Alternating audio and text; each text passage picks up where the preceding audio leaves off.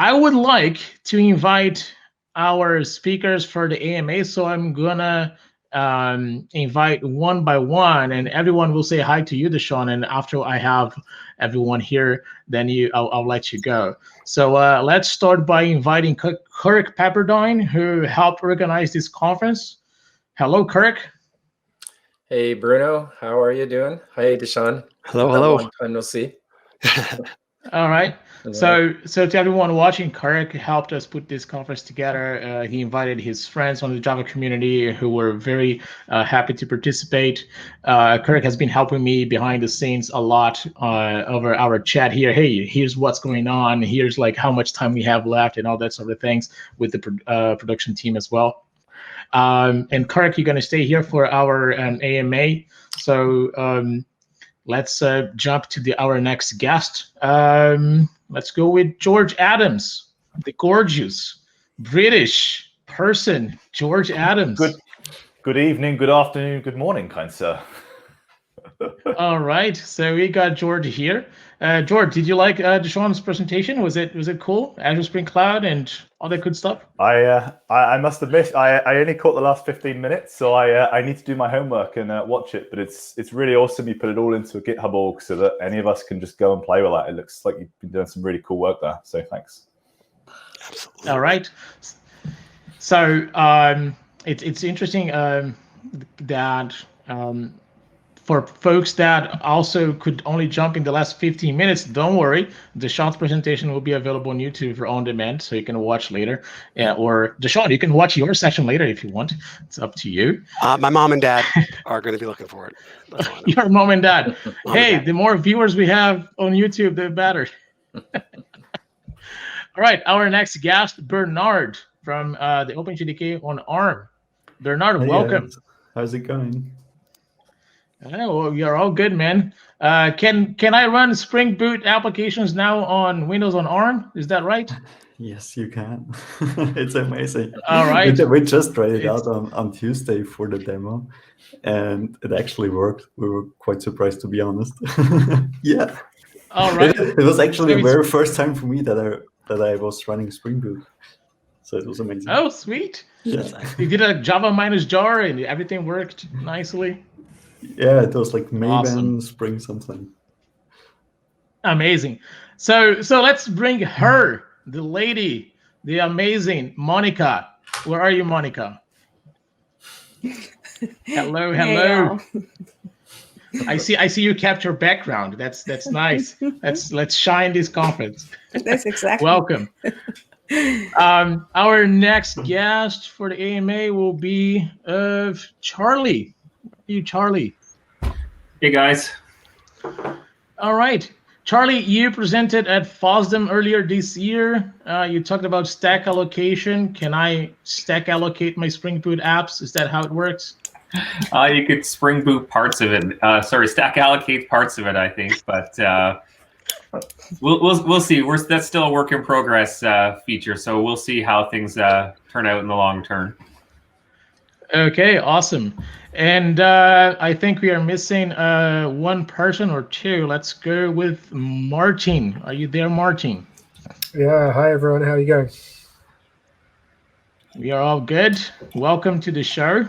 Everybody can say hi to Martin at the same time, so we see hands all at the same time instead of. Great presentation, Deshaun, by the way. Thank you. All right. And finally, our last guest, our surprise, we have somebody breaking into JDConf. Is the person's name is Scott Hunter. Oh my God.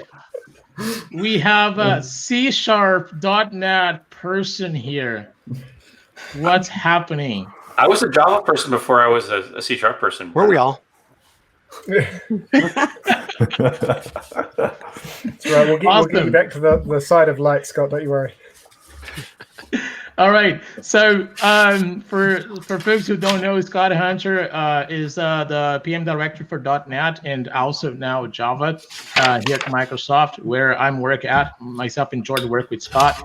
Java and .NET have so many similarities. Some people actually ask, Is Microsoft going to run C# on Java? Is Microsoft going to run Java on C#? It's not what we are doing. No, folks.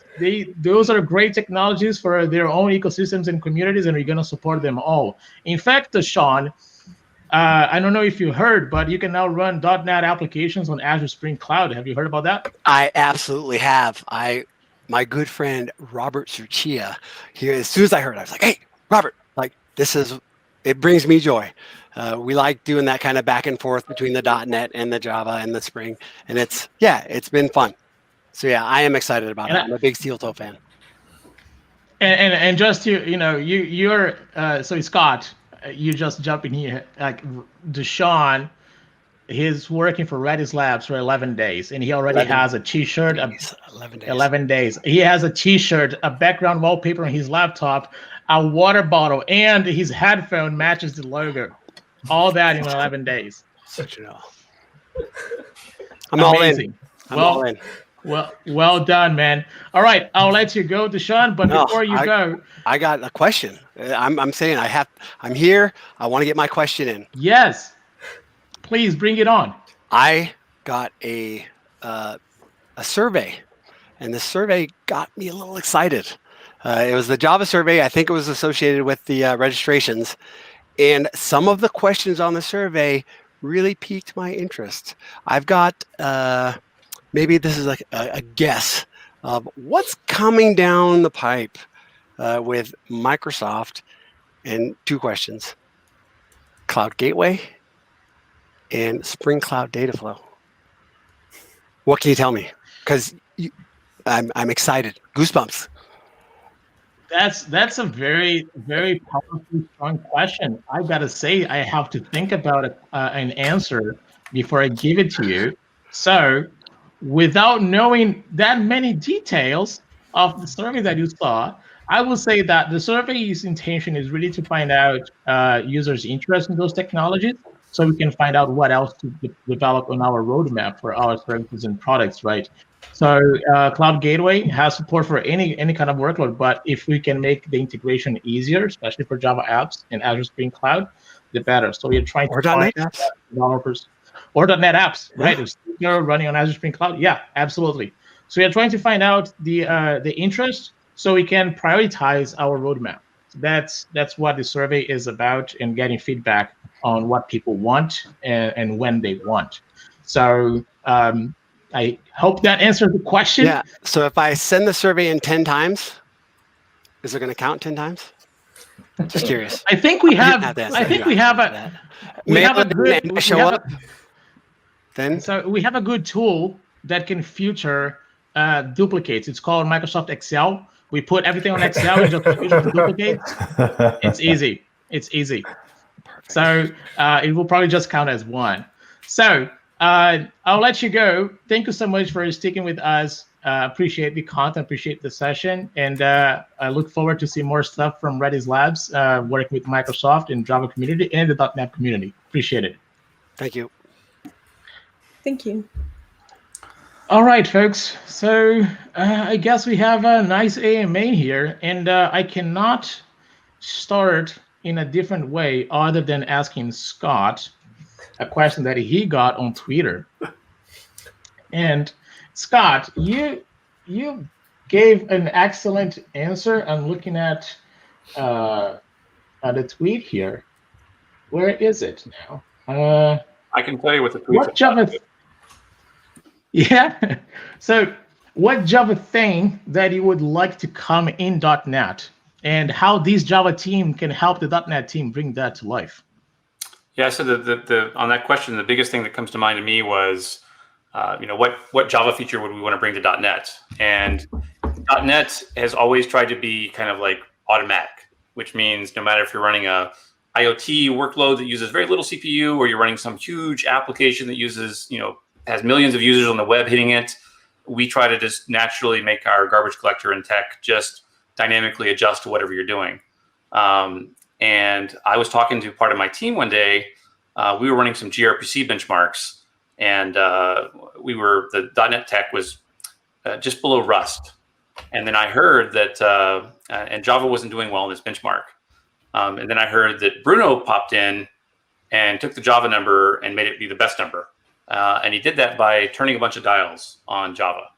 And so to me, I would love to bring the best of the dials that exist in Java to .NET, so our customers can better tune .NET to the particular workload that they're using. And I happen to know from some of my friends that work at other companies like Amazon and stuff that they use Java in many places where they are tuning Java explicitly for particular workloads, whether it's changing the garbage collector, changing the memory footprints and the way it deals with memory. And so I think that's an example of feedback you could give the .NET team to help them have a better product in the future.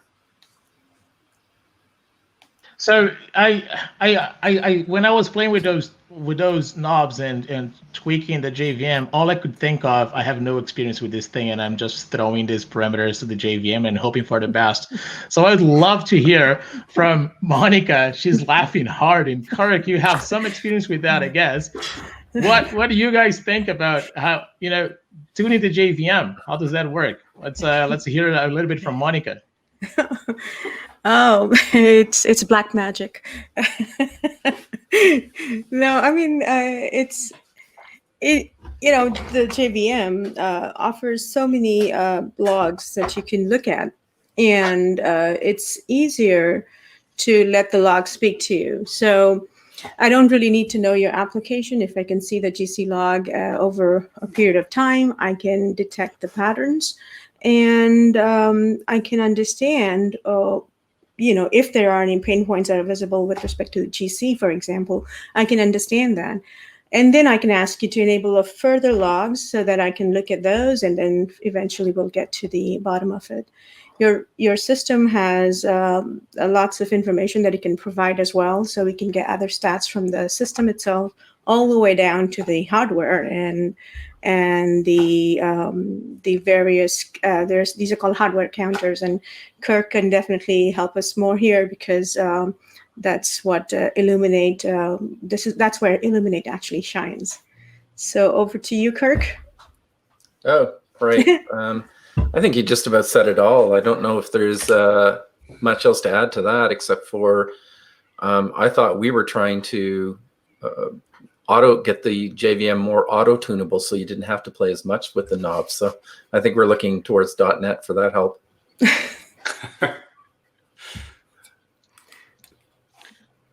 Well, I think when you talk about logs and data that the JVM produces, folks ask what differentiates the Java runtime against other runtimes, and as Scott said, these are some of the things that the JVM has that he would love to see on .NET. When we see the recent advancements in the JVM, we hear about Java Flight Recorder and event streaming. I think that's an interesting topic. I'd like to hear more about that. Let's go with Martin. What do you know about JFR events? Yeah, so Jdk Flight Recorder, or Java Flight Recorder, as folks may have heard about it, it used to be a commercial technology that was only shipped with Oracle's Java. They very kindly donated it to the Open JDK project, which is the open source project behind Java itself. And recently, with a little bit of nudging from ourselves and a whole bunch of other vendors, we managed to get that into Java 8 as well. So it's an inbuilt telemetry system for the JVM, which is actually in there under the hood. You don't need to attach anything special to go get this telemetry data. You just switch Flight Recorder on. It can do so in a low impact manner, and it emits all sorts of events that you can request from it. What the CPU is doing, what your threads are doing, what the objects are doing, what the garbage collector is doing. And today there's a rich client called Java Mission Control that you can use to read all that information. And when you have experts like everyone on the thing, Charlie and Monica and Kirk, for example, they can read that information very quickly, get to the bottom, to the answer. So one of the things we're looking at here at Microsoft is how we can bring that capability to cloud scale, right? And so that's something we're looking at very closely here internally with our tooling group. And speaking of cloud scale, Microsoft is investing in ARM-based chipsets. When you talk about data centers, we talk about energy consumption, and if there's any way that we can overnight just flip to ARM and spend less with energy, I think that should be like easy, right, Monica? That should be easy. No, take all the servers. Absolutely. Yeah, I mean, there's a great term that we we use a lot at Microsoft. It's called COGS, right? Cost of goods sold. And yeah, I mean, if you attended my talk yesterday, I gave an overview of where ARM started with respect to 64-bit and where it's today. And there are so many. It's moving towards. We know of ARM as a weaker model, so people are kind of thinking about, oh, there may be synchronization overheads, but ARM is improving on all those. And I talked about ThunderX2 with 256 hardware threads. Oh my gosh, that's mind-boggling. So, and Bernard, do you want to? I know you're smiling because we were a part of enabling Java JVM to scale across these threads. And oh wow, I mean, the first time we saw all the cores fired and the hardware threads fired, we were like excited. We were celebrating. Virtual cheers to everybody. Do you want to add something, Bernard? Yeah, I mean, I'm working with ARM64 devices since 4 years already, but I started with, mobile phones, which are okay performance-wise. But when I joined this team, I had access to a TX2 with like 128 cores. It's amazing. Like if you can build the JVM faster on the target machine than on your dev machine, it's amazing. It just takes like 2 minutes to build OpenJDK. So if we can have all these capabilities and this power, I wonder, Charlie, how easy it is to add stack allocation support on ARM right into the chipset. Is that possible? I don't think it would be super easy to add stack allocation to the chipset. I've had lots of colleagues in the past who worked on Java on the actual Java silicon and stuff. Not so sure that's something we want to talk about doing ever again. I think everyone's left that in the past. I do think there is lots of opportunity for less objects to be allocated on the heap in Java in particular. But there's a whole multitude of ways that can be done, and I really don't want to go down to having a chip do it for us. But I mean, what could go wrong? You just patch the chip later after it's shipped, right? But Bruno, your question was on the right path, though. If you talk about stack allocation, actually, the escape analysis in general, it's all about allocating into registers, right? You don't allocate on heap. You have the processor registers do the directly access that the data, and ARM provides that benefit too. ARM has a lot more number of registers available, processor registers available. So yeah, right. It does. Your question made perfect sense until you said on the chip, and I was like, that's fun. I love that. I love that I turned like I don't know what I'm doing. Suddenly comes a nice question out. Oh my God. So I'd like to comment here because we've been looking at all of the memory bandwidth issues and just about every application you can look at, and this is a chip level problem. So when you get it, it just kills the performance on everything evenly. So profilers don't even see it because it's just like an even sluggishness. You're stuck in the mud, and I don't know, like Monica, I don't really have experience with ARM yet. It's like, what's the memory bandwidth situation look like in that chipset? That's an interesting question. So yeah, like Bernard mentioned, ThunderX2 has like 128 cores. So yeah, definitely memory bandwidth is a big consideration. There are some optimizations done. It's all about the memory channels and the data widths of these channels. So there's a lot of optimizations done in the design of these chipsets, and I encourage people to use to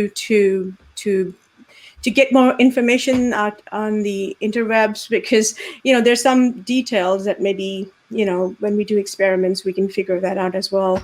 But I cannot share more right now, but there are definitely, as you scale, you want to be able to scale the memory channels, and the width of those buffers also matter a lot internally. So it's not just ARM; it's also done for Intel, for example. These interconnects are really optimized for to maximize the bandwidth.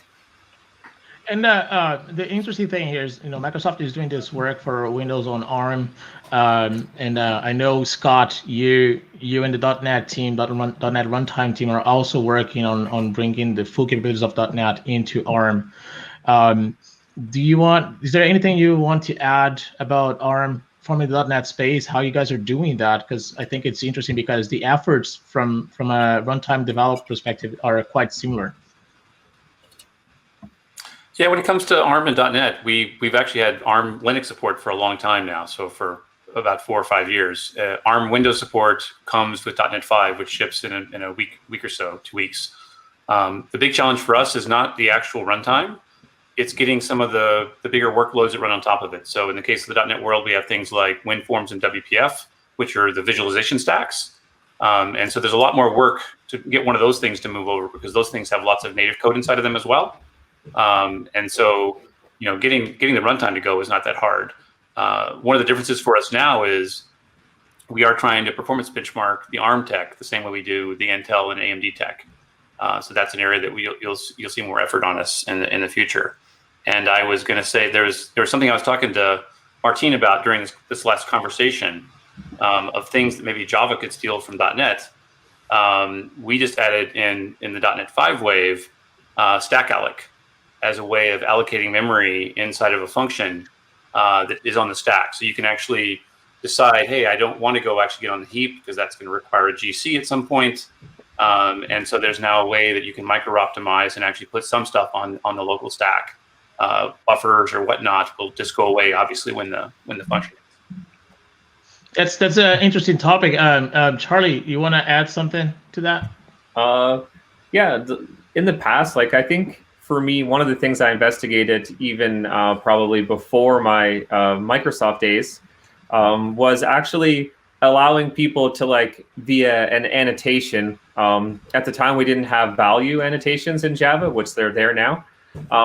And I think with that, if you were going to allow a good way for a user to hint for something to happen, now I know there's all kinds of downsides to allowing the user to hint, but when they do know that something isn't going to be used and they could direct to say, just go do this object on the stack, I think you could have some pretty big wins.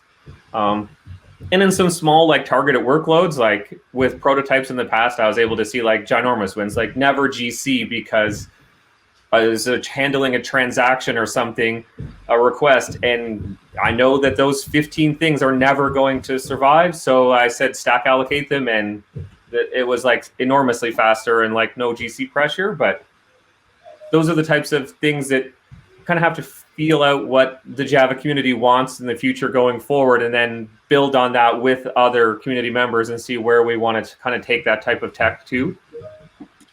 In the case of .NET, some of these, where they came out of was when we first started building the newer .NET, which is .NET Core, and started really caring about performance, we did a bunch of nasty code tricks to make some of this stuff go fast.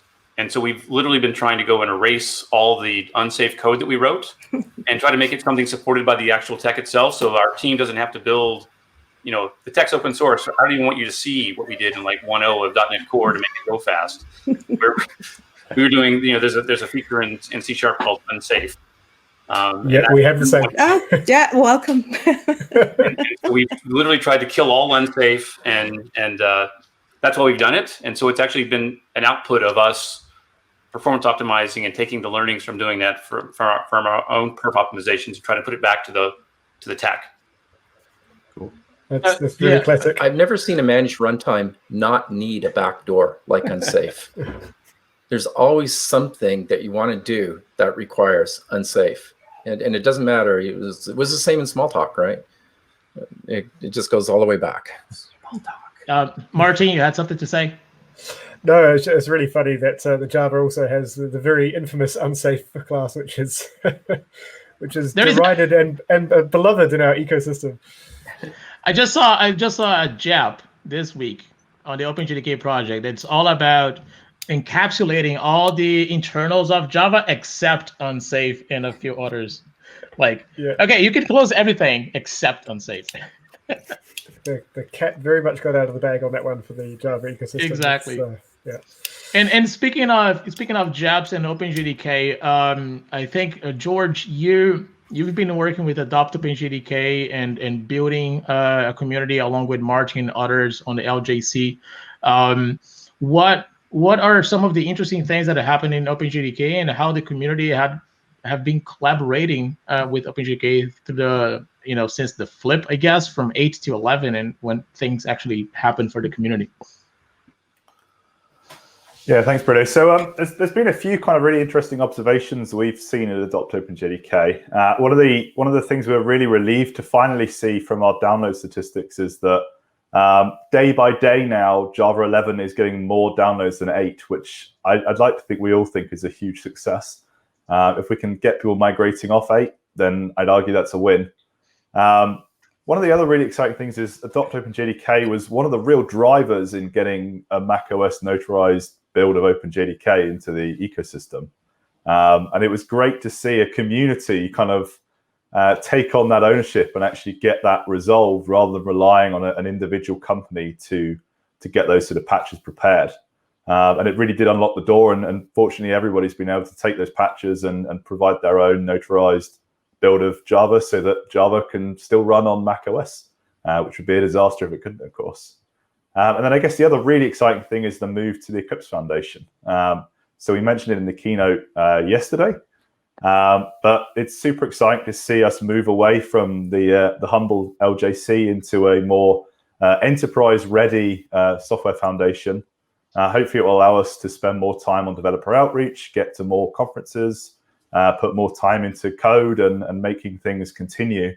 And hopefully we'll sort of exceed the 200 million downloads we hit last week and continue to go until we run out of digits. I was a little bit shocked when I heard the new name of Adopt OpenJDK under the Eclipse Foundation. Is it Eclipse Adoptium? Yeah, it is. We describe it as Marvel-esque. Unfortunately, a group of software developers are not very good at naming products, and unfortunately, that's what happened. I was hoping that you guys would call like Eclipse Sunrise or something like that. I don't know. Yeah, trademarks don't go down well. We tried all of those. Yeah, there's an even more exciting name. Yeah, we probably spent half a day coming up with names and another 5 weeks looking at the legal implications of all of those names. And trust me, it's not something you ever wanted to go through. You just bike shed for half a day on names? That's a record.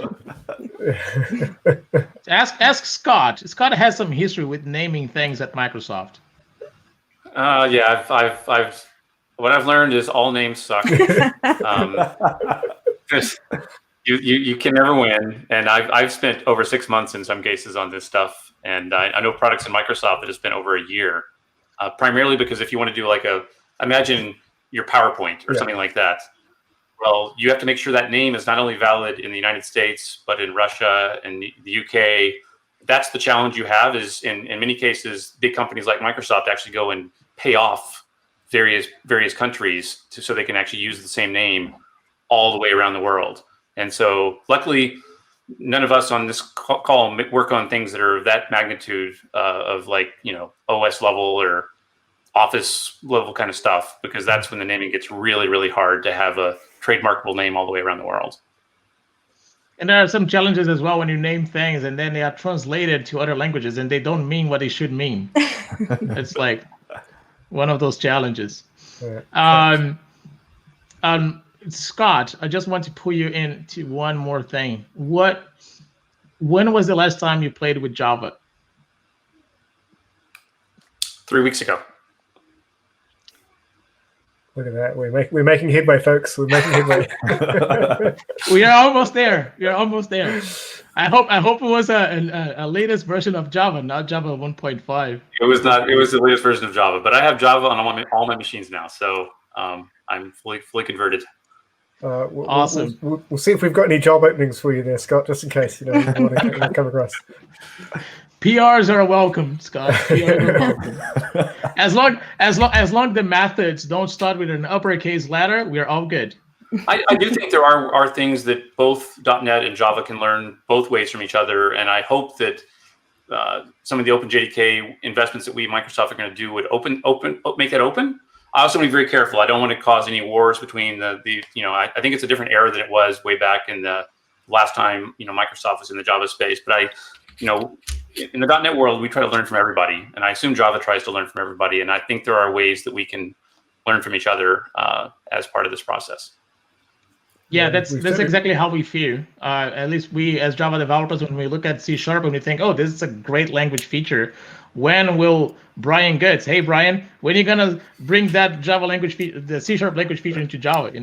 Sometimes it takes a long time. Sometimes they actually implement. So it's good to see that all languages are benefiting from each other. I think eventually, I don't know, in 250 years from now, we're gonna have a single language to rule the world, and they combine everything in a single thing. And it'll be a visual programming language, Bruno. I was going to add that JVMLS for a couple of years, actually, we have the .NET team come in and give talks about CLR.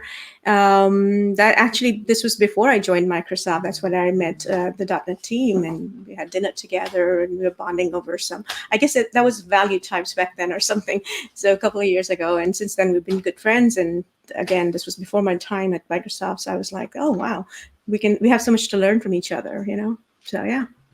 Yeah, that was Right. They were in at QCon in San Francisco. That's where I we first invited met up. them. Yeah, I invited them. Yeah, that was well done. And you that too. Was, that was a very interesting. They gave a very interesting presentation about the guts, and we had a nice conversation afterwards because they were seeing pretty much the same problems we were in terms of how to manage memory and memory footprints.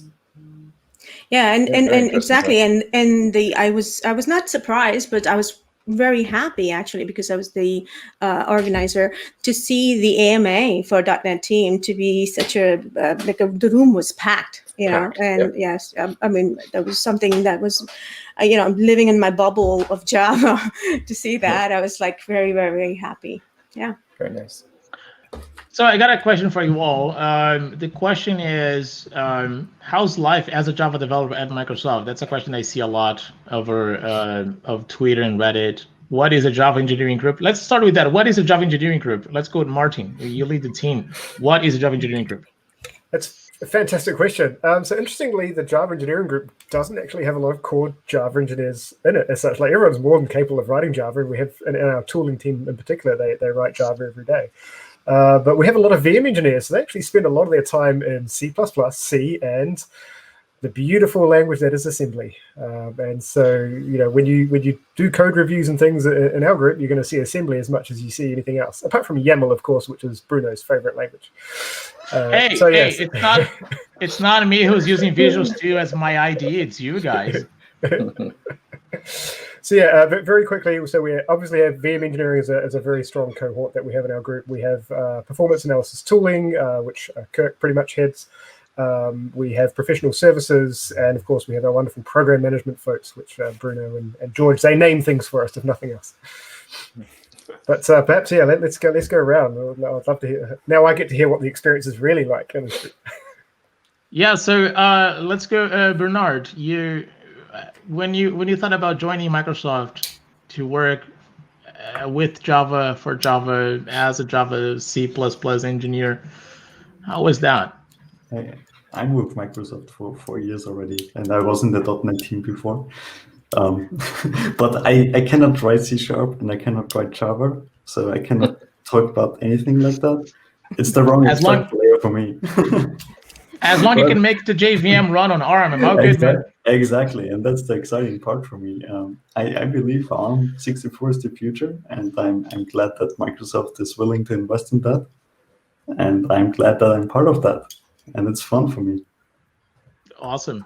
Charlie, you've been a member of the Java community for a long time. I think you came from IBM, is that right? Yeah, I worked on J9 for basically my whole career until last year. So I've been at Microsoft for a year now. It's a completely different JVM, but it's all the same things. So it's great. I've been enjoying my time at Microsoft. It's another. I'm happy to see another large company get involved in the OpenJDK community and actually be putting investment into it, because I think that's very important. That's kind of like been always my view on OpenJDK from my early days at IBM. So I'm just happy to be part of that, and happy to be part of Microsoft's effort into improving OpenJDK, because I think with the core team we've put together here, along with other groups that we can collaborate with, I think we can do some pretty good things. Kirk, when you look at the state of Java performance and contributions from multiple companies into OpenJDK, do you see a future where the more contributions we have, the more magic OpenJDK will do, and we will not have to add 200 parameters to start a JVM? What are your thoughts? Well, I mean, that's the hope, and there's some wonderful ideas coming from all kinds of different different companies now that have sometimes competing concerns. So that's probably why you're never going to get away with getting rid of all of the flags. But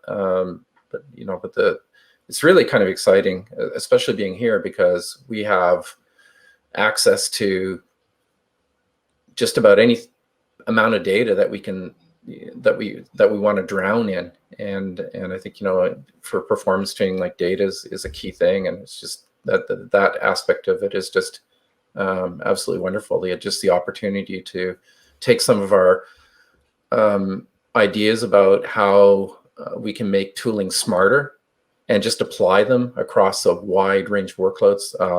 Just the opportunity here is just pretty much non-existent in just about any other place. So it's just amazing. And it's interesting, as we heard from Scott on the .NET, they try to make the runtime as adaptive as possible, where the JVM runtime always, like, it started a lot with, there are only knobs that you have to change, and except for the JIT compiler, of course, it will optimize over time. But for most of the settings, you have to provide those inputs.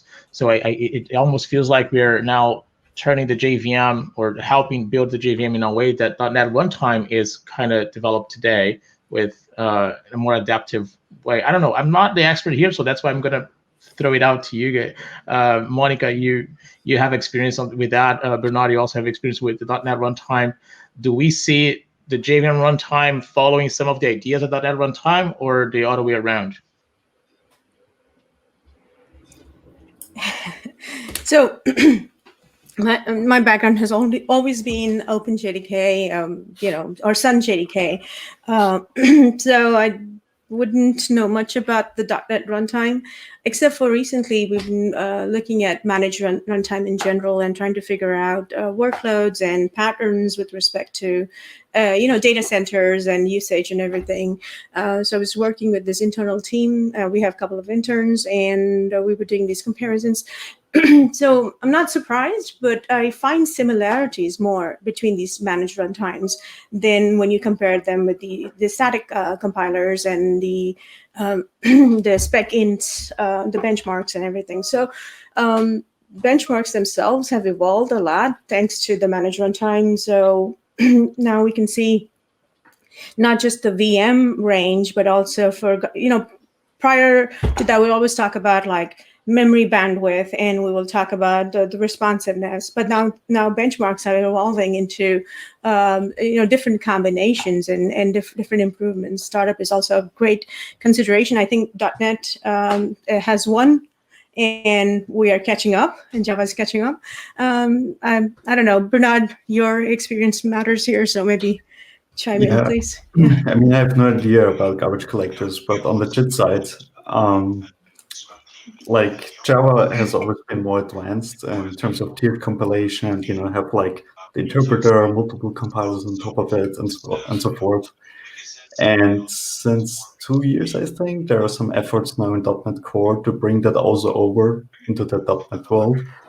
So they added tiered compilation, they added support for de-optimization and all that fun stuff.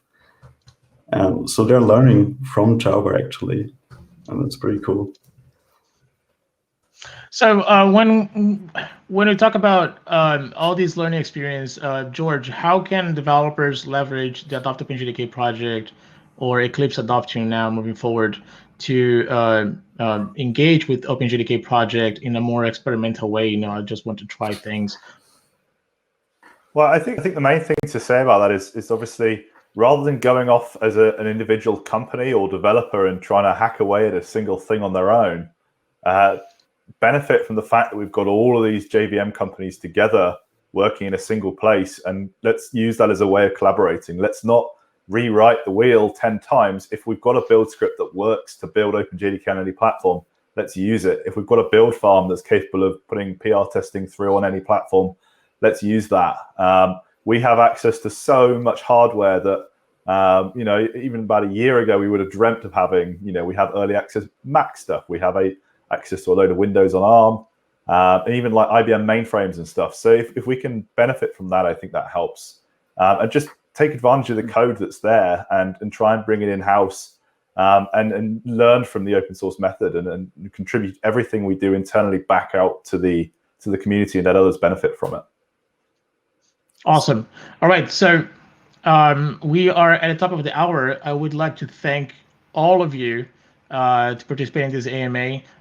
For folks who are watching, check all these Twitter accounts that you see here. Just follow them. Charlie on his stack allocation expertise and JIT compilers. And Charlie, you know way more than just that. I'm just giving an examples. Monica, she's a GC expert and she's doing all this ARM development as well. Bernard, you are the best C++ developer I've known of in recent years, I guess. So. I don't know any C++. That's amazing. Oh, you are. Bernard, yes. The answer I can only yes. debug it. Hey, if you can... Just 99% of the job when you're working with C++. I would like to thank George as well for his amazing work with Adopt OpenJDK and here at Microsoft helping us build binaries that we are testing internally. That's where our contributions to OpenJDK are validated. We have to build and test, right? So thanks for your support on that. And Kirk, thank you for your support with this conference. It could not have been any better without you. And Martin, your support and the support of the LJC as well along these years. You are an amazing person. So all of you, thank you so much for making this event a reality here at Microsoft. And to all the speakers, I just want to put here on my screen. So let's see if we can pull my screen here. So all these speakers that presented at JDConf, you go to this website and you're going to find everyone who presented. Thank you all so much for an amazing collaboration effort. All these companies, all these partners, all these friends in the Java community that we've made throughout the years. Thank you so much. So with that, I'd like to close and just saying this is the first JDConf. It will not be the last. We're going to be back next year. When? We don't know. Virtually? Possibly, but hopefully not. So thank you so much, everyone, and have a great week. Thank you, Bruno. Well done, Bruno. Thank you. Yeah, thanks, Bruno. This is great conference. Thank you. Thank you, Kirk. All right. Bye all. Yeah. Bye all.